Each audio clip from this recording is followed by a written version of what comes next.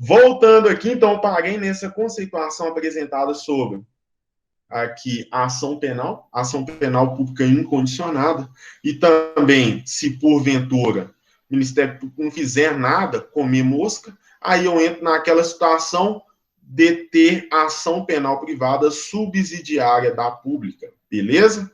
Tranquilo até aí? Vamos dar continuidade, seguindo. Deixa eu ver porque o meu slide travou. Eita, agora voltou. Bacana demais. Mas, gente, a pessoa que praticar um ilícito vinculado à lei de abuso de autoridade, ela vai ser condenada. E como funciona essa condenação, professor? Uai, vou ter um juiz de direito que vai dar uma sentença. Aí vai constar aqui, ó, vamos lá, dos efeitos da condenação, das penas restritivas de direito. Vamos lá, dos efeitos da condenação. São efeitos da condenação. Inciso primeiro, tornar certa a obrigação de indenizar o dano causado pelo crime, devendo o juiz, a requerimento do ofendido. Tome cuidado com isso aqui. A primeiro momento, por que eu quero que vocês tomem cuidado?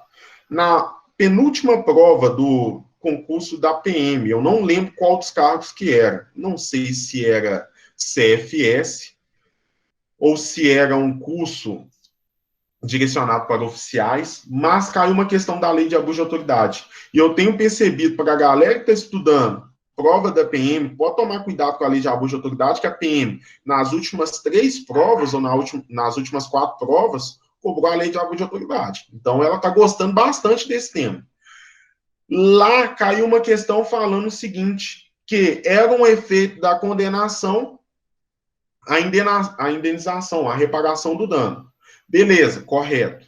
Mas essa indenização, ela tem que ser, quando aparece aqui a requerimento do ofendido, ela tem que ser pedida pelo ofendido. O ofendido tem que falar, olha, eu tive um problema com aquela conduta abusiva. Vamos supor, no caso, rebocou meu carro de forma irregular.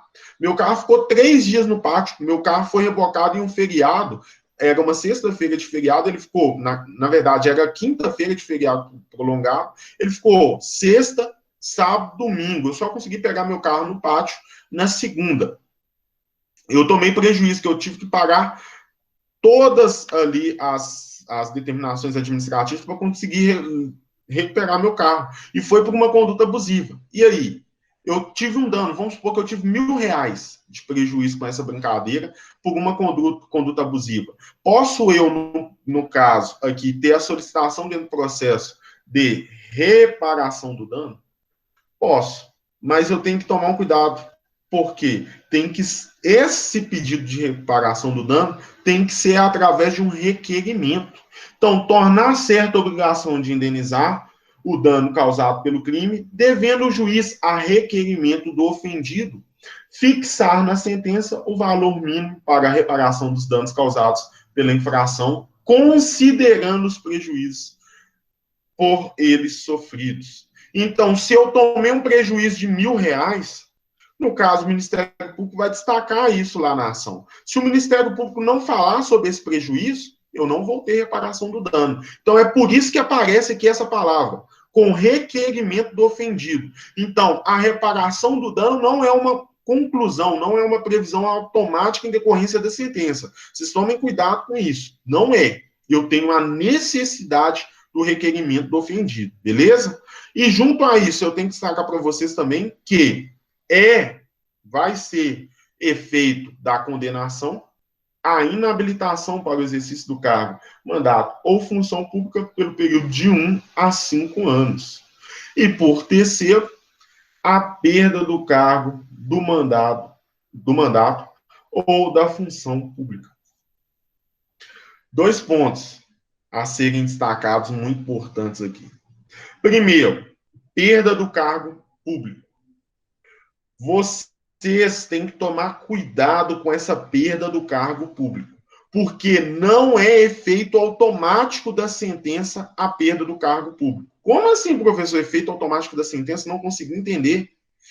Não posso falar para vocês que, tratando da lei de abuso de autoridade, sendo aplicada a sentença, eu vou ter a situação onde a pessoa automaticamente vai perder o cargo. Não.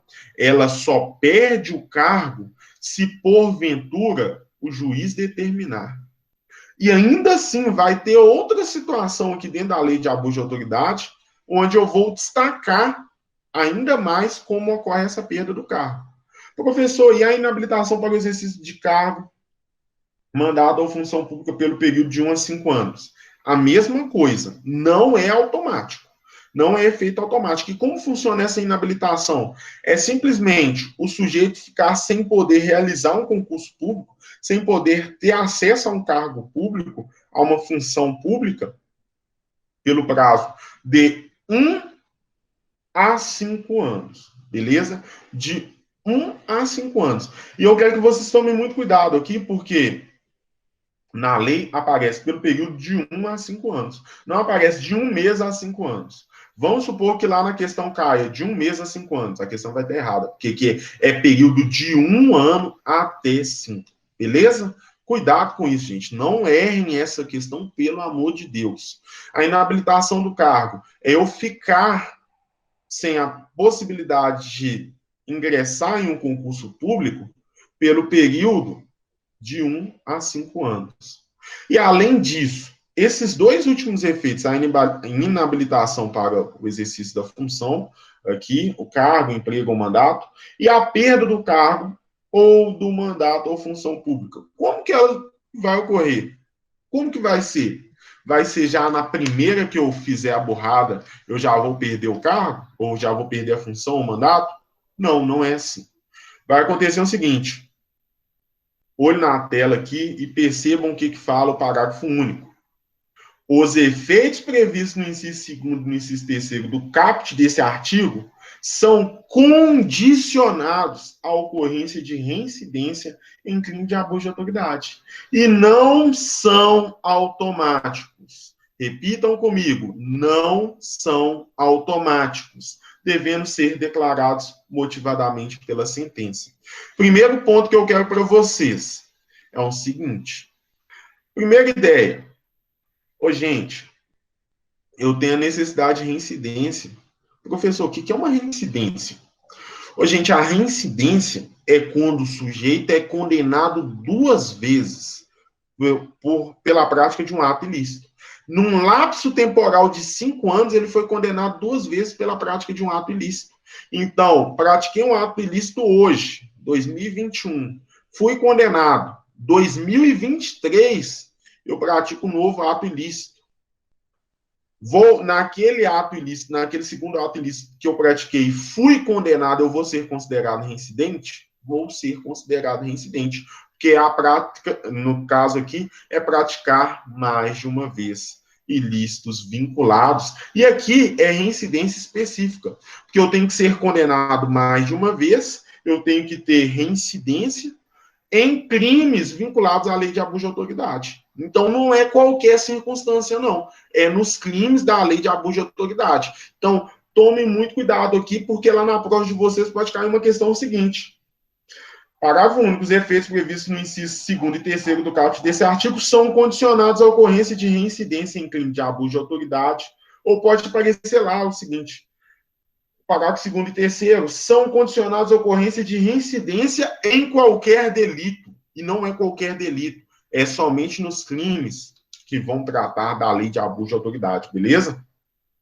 Não é efeito automático. Gravem isso.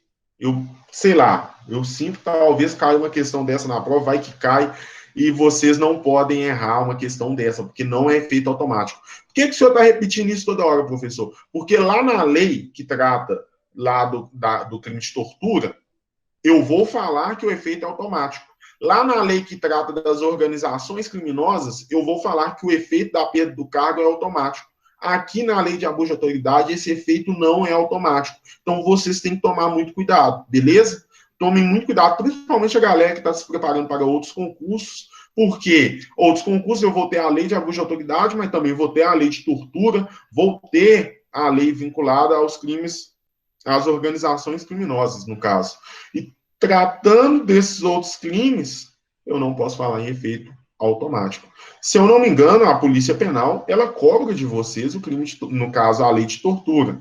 Então, na lei de tortura, se eu salvo engano, lei 9.445, uma coisa do tipo, se cai a lei de tortura para vocês, vocês têm que tomar muito cuidado para o examinador não fazer aqui uma baguncinha. Colocar aqui lá o efeito não é automático, lá na lei de tortura, e aqui o efeito é automático. E o candidato errar. Beleza? Para quem vai fazer o concurso da polícia, tome muito cuidado. Banca CRS está mudando algumas coisas aí, ó.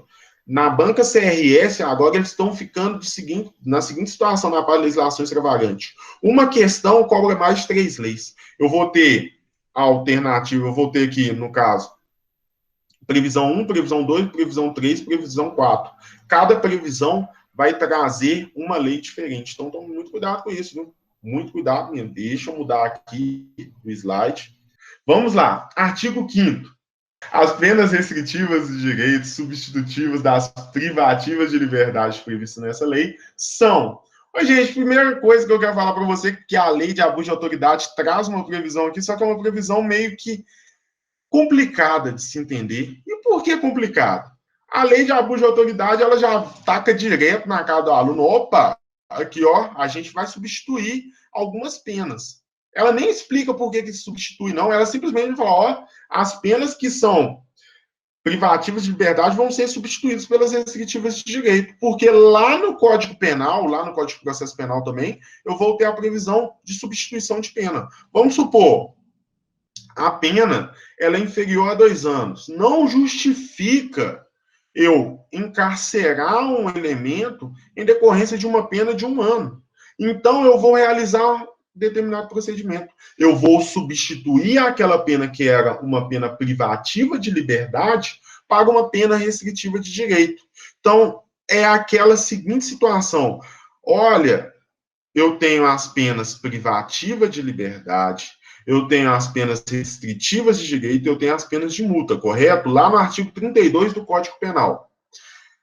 Quando eu tiver uma pena privativa de liberdade, em dado momento eu posso substituir ela por uma restritiva de direito. Quando eu perceber que a pena vai ser uma pena que não tem a necessidade de encarcerar a pessoa. Então eu vou falar o seguinte, ó, nessa situação eu pego, então, e substituo a pena, que era privativa de liberdade. Então, que era em regime fechado, regime semiaberto ou regime aberto.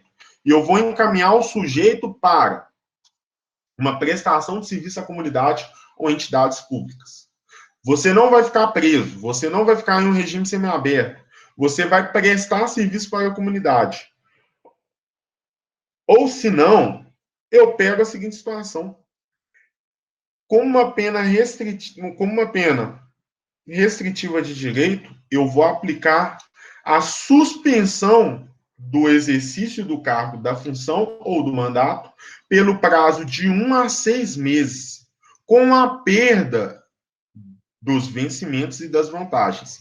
Anotem no caderno de vocês a seguinte parte: com a perda dos vencimentos e das vantagens, porque na prova do concurso público pode cair a questão falando que eu vou ter a suspensão do exercício do cargo da função pública pelo prazo de 1 a 6 meses, sem afetar os vencimentos e as vantagens. Aí a questão vai estar errada.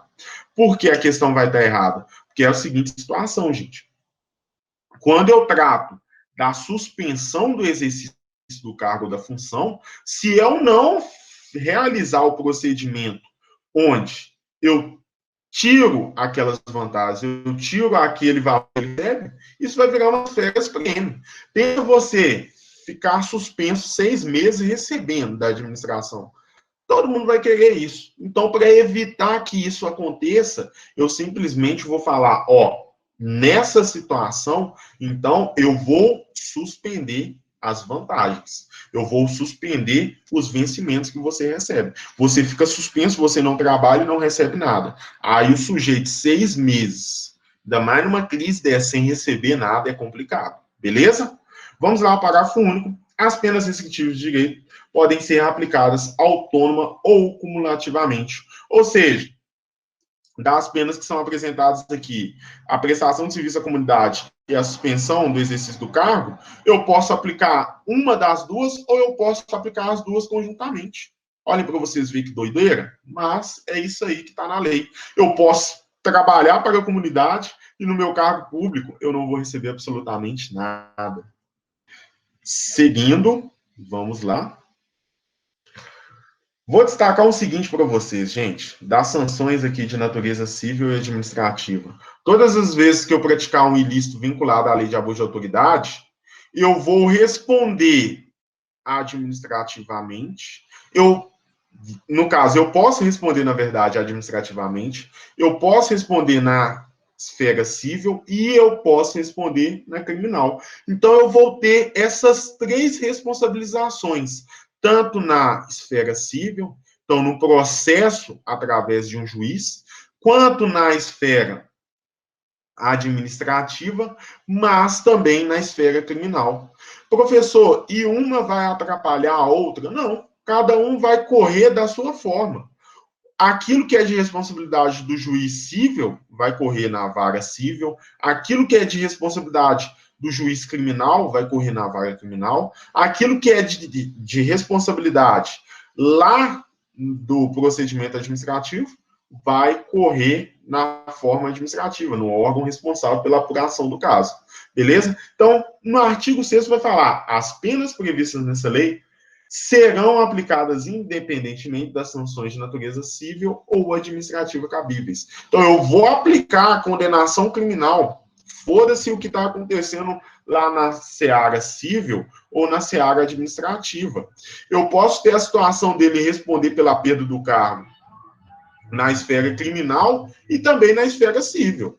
Lá, no caso, no órgão que ele trabalhar, vocês, futuros policiais penais ou futuros policiais militares, vocês podem muito bem ter a situação onde, chegando aqui, no caso, na prática abusiva, vocês terem uma responsabilização criminal e também terem uma responsabilização diversa no âmbito administrativo. E nem por isso eu vou falar em bis in idem, porque cada um tem sua aplicação, cada um vai ter sua responsabilidade diferente na hora de aplicar a lei. Tranquilo? Parágrafo único.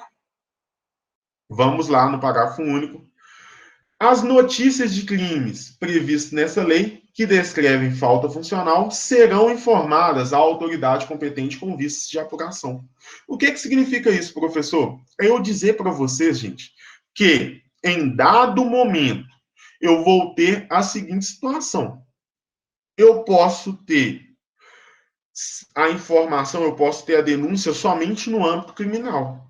Mas lá naquele setor que aquela pessoa trabalha, que aquele agente público trabalha, eles não terem nenhuma informação sobre a prática abusiva dele.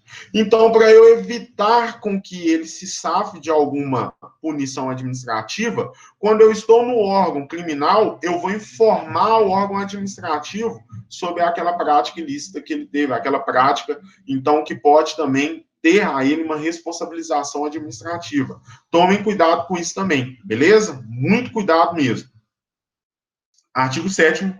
As responsabilidades civil e administrativa são independentes da responsabilidade criminal. Então, civil e administrativa, lá na administrativa, respondendo por uma coisa, pouco importa o que eu estou respondendo na criminal. Agora, um ponto, gente, que eu quero que vocês tomem muito cuidado lá no artigo 8º. O artigo 8º vai falar um seguinte para a gente. Faz coisa julgada em âmbito civil, assim como no administrativo disciplinar, a sentença penal que reconhecer ter sido ato praticado em estado de necessidade, em legítima defesa, em estrito cumprimento do dever legal ou no exercício regular de um direito. Pinheiro, no 13º, bravão que ele vai cumprir um mandado de busca e apreensão, mete o pé na porta, já chega gritando polícia, todo mundo mão na cabeça. O pessoal fala que é isso aqui é invasão de domicílio, vão parar com isso aqui, vocês estão todo mundo doido, eu vou chamar a polícia para vocês, o PE já fala, eu já sou polícia, não tem nada disso aqui não. E de repente, chega uma pessoa e fala, olha, isso está errado, lá na lei fala que vocês estão invadindo domicílio. Pinheiro vai falar, pega lá, eu estou aqui, ó, em estrito cumprimento do dever legal. Por que eu estou em estrito cumprimento do dever legal? Porque eu tenho mandado de busca e apreensão, e esse mandado de busca e apreensão me dá o direito de adentrar a residência e não ser incriminado pela aquela conduta prevista como invasão de domicílio. Então, isso é o estrito cumprimento do dever legal. O dever legal, o dever que o Pinheiro tem de proteger a sociedade, deu a ele aquele direito de ingressar na residência naquele momento que ele tinha o mandado de busca e apreensão e realizar a prisão. E o exercício regular do direito, professor, que o senhor falou que ia falar dele, mas o senhor pulou. Pois é, tem hora que eu tenho uns trem desse. O exercício regular de um direito. Eu pego a situação do médico. O médico está realizando a cirurgia. Ele vai, sei lá, fazer alguma coisa, colocar um silicone em alguma mulher. Ele vai ter que passar a faca e cortar ali aquela parte de baixo. Cortando aquela parte de baixo, acontece o seguinte caso: lesão corporal. Eu vou chegar no médico e vou falar, opa, lesão corporal, o senhor está preso. Não, porque aquilo é um exercício regular ali da profissão dele. Então, é um exercício regular de um direito. Ele, como médico, ele tem o direito de exercer aquela função. Então, por mais que eu pego o Código Penal, lá no artigo 129, e trato da lesão corporal, mas aquele médico específico, ele não está praticando lesão corporal, porque ele está em exercício regular de direito. Então, eu vou excluir a ilicitude daquele caso específico. Essa é a noção. Professor, legítima defesa. O que é a legítima defesa? Eu estou em determinado lugar, estou assistindo um jogo do Cruzeiro, feliz demais da conta, porque o Cruzeiro só dá alegria. Daí, de repente, começa ali um empurra-empurra e simplesmente eu levo um soco. Na hora que eu assusto, o cara já vai para mim com a mão fechada para dar outro soco. Aquele pombo sem asa bem no pé do nariz. Eu levanto, empurro ele, dou um soco nele e ele cai. Eu falo para ele, ó, você não vai fazer isso comigo, não. Pode parar. Isso aqui é paz e amor. Estou feliz porque meu Cruzeiro só está me dando alegria. Nesse caso, esse soco que eu dei no sujeito foi uma legítima defesa. Eu estava me defendendo daquilo que estava acontecendo. A legítima defesa, ela pode ser no âmbito de simplesmente estar acontecendo, ou pode ser naquele âmbito de ser iminente. Vamos supor, eu estou percebendo que o sujeito vai me bater. Ele não começou a bater ainda, mas ele vai me bater. Eu já crio um mecanismo para ele não me bater. Isso é a legítima defesa. E quando eu pego, no caso, estágio de necessidade, eu vou pegar a situação onde acontece alguma coisa que eu não provoquei e eu tenho que garantir a proteção daquele direito. Vamos supor, eu estou realizando patrulhamento, cachorro pitbull na rua, solto, bravão também, querendo morder todo mundo. Eu, dentro da viatura, eu percebo aquela situação, cachorro pitbull vai avançar na criança, eu já saco a arma e já meto um tiro no cachorro. Eu estou agindo na situação onde eu tenho aqui um estado de necessidade. A necessidade do momento fez com que eu realizasse tal conduta. Então, quando eu tenho essas excludentes de licitude dentro aqui da lei de abuso de autoridade, automaticamente sendo reconhecidas essas excludentes de licitude no âmbito criminal, eu não vou falar em processo administrativo e nem vou falar em processo civil. É essa a ideia que eu quero que vocês tenham. Beleza?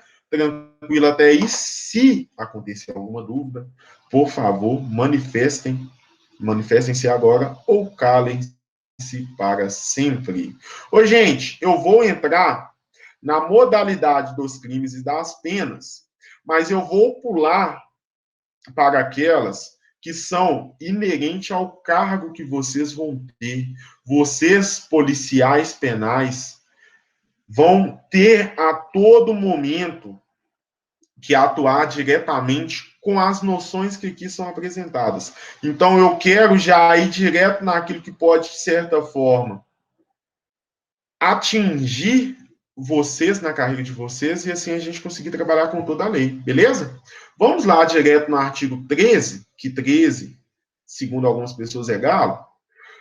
Pega o artigo 3 que vai falar constranger preso ou detento mediante violência, grave ameaça ou aqui resistência, para mim apareceu resistência, redução, né, desculpa, de sua capacidade de resistência a, primeiro, exibir-se ou ter corpo ou parte dele exibida à curiosidade pública. Uma das polêmicas da lei, eu pego a seguinte situação. Acabei de prender o bandido. Daí eu levo ele para a delegacia, eu policial. Daí chega o órgão da imprensa lá. Aí eu pego o bandido e falo, aqui ó, chegou a imprensa, agora a gente vai filmar você. Ele fala, não senhor, eu não quero ter minha imagem exposta. Eu falo, ô irmão, você não tem que querer nada não, filho, você tá preso, não tem nada disso aqui não. Nessa situação, onde eu tenho tal conduta de simplesmente, por mero capricho pessoal, eu determino que o preso tenha a sua imagem divulgada, eu vou responder pela lei de abuso de autoridade? Vou. Eu tenho um tipo penal aqui, ó, que trata dessa situação. Inclusive, hoje, e o Pinheiro, ele pode destacar isso de forma melhor, quando é realizada a prisão de um indivíduo, por cautela, os policiais militares não mais divulgam ali as características físicas do indivíduo, não mais apresentam o indivíduo para a imprensa. Os policiais militares, eles vão apresentar os produtos que foram apreendidos, mas os sujeitos, os indivíduos que foram presos, não são apresentados, justamente por condição desse artigo 12. Fala, Pinheiro. É isso mesmo, Luiz. Antigamente a gente havia até algumas vezes em que se levantava a cabeça do preso, né, para ser exibida perante a reportagem. Hoje não podemos fazer isso mais, né? É justamente essa noção. Antigamente, gente, principalmente esse delegado bravão que tinha antigamente, às vezes o sujeito pegava aqui, ó, no gogozinho do preso, já colocava a mão aqui, encaixava, apertava para ele olhar para a câmera mesmo. Tanto policial militar quanto policial civil fazia isso. E assim, para apresentar ele mesmo para a sociedade. E o objetivo do policial, muitas das vezes, era dar a devida divulgação, dar a devida publicidade, até mesmo para que se tivesse mais vítimas, que essas vítimas procurassem a delegacia. E o que acontece? Através disso eu conseguiria, então, responsabilizar um número maior, no caso, responsabilizar de forma mais eficaz aquele indivíduo que estava praticando condutas ilícitas. Qual é a justificação da doutrina e qual é a justificação do legislador para criar esse tipo penal? O legislador ele vem falar, olha, como temos a previsão do princípio da presunção de inocência, temos que entender que a todo momento ele ainda não pode ser considerado condenado. Então, a vinculação àquela divulgação da imagem dele na fase inicial do procedimento criminal pode ser prejudicial à imagem dele. A todo tempo que ele sair na rua, ele pode ser considerado o próprio coitado que praticou um ilícito. Então, não vamos deixar isso acontecer. Então, para evitar aí algum espetáculo midiático, eu vou simplesmente criar essa situação que não pode divulgar mais a imagem do preso. Mas vamos lá. Então, exibir ou ter seu corpo ou parte dele exibida à curiosidade pública. Vocês, policiais penais, tomem muito cuidado com isso, viu? Para não criar nenhuma situação de constrangimento do preso. Tanto ele na condição de detento, quanto ele na condição de sentenciado, na condição do que for. Não pode, não pode. Parágrafo 2º, parágrafo 2º não, inciso 2º. Submeter-se à situação vexatória ou constrangimento não autorizado em lei. Aí entra aquela situação onde eu coloco o indivíduo para fazer um vídeo pedindo perdão à polícia militar. Conforme a lei, esse constrangimento não autorizado em lei, ele vai ser chancelado pelo crime de abuso de autoridade. Então, corre o risco, inclusive, no caso, não o examinador, mas o juiz entender que eu pratiquei uma conduta abusiva. Mas olhem para vocês verem que interessante. E o que eu quero que vocês tomem cuidado. Constrangimento não autorizado em lei. Existe algum constrangimento autorizado em lei, professor? Existe. Como, por exemplo, a abordagem policial. mas esse constrangimento, tanto do policial como daquela pessoa que é abordada, é um constrangimento autorizado em lei. Então, na questão da prova, tome muito cuidado, porque os constrangimentos autorizados em lei não tem nenhum problema. A algemação é um constrangimento. Pensem vocês em uma via pública sendo algemados. Ô, gente, eu lembro uma vez que eu fui parado por uma viatura, os policiais militares até me explicaram que o meu carro era totalmente, batia todas as características que tinham sido divulgadas via rede rádio, batia com as características do meu veículo que eu estava dirigindo. E o indivíduo também tinha algumas características semelhantes à minha. Ô, gente, a abordagem, tipo, do jeito que foi, no momento, eu fiquei totalmente sem graça. E o problema é o seguinte, que todo mundo na rua para ficar te olhando.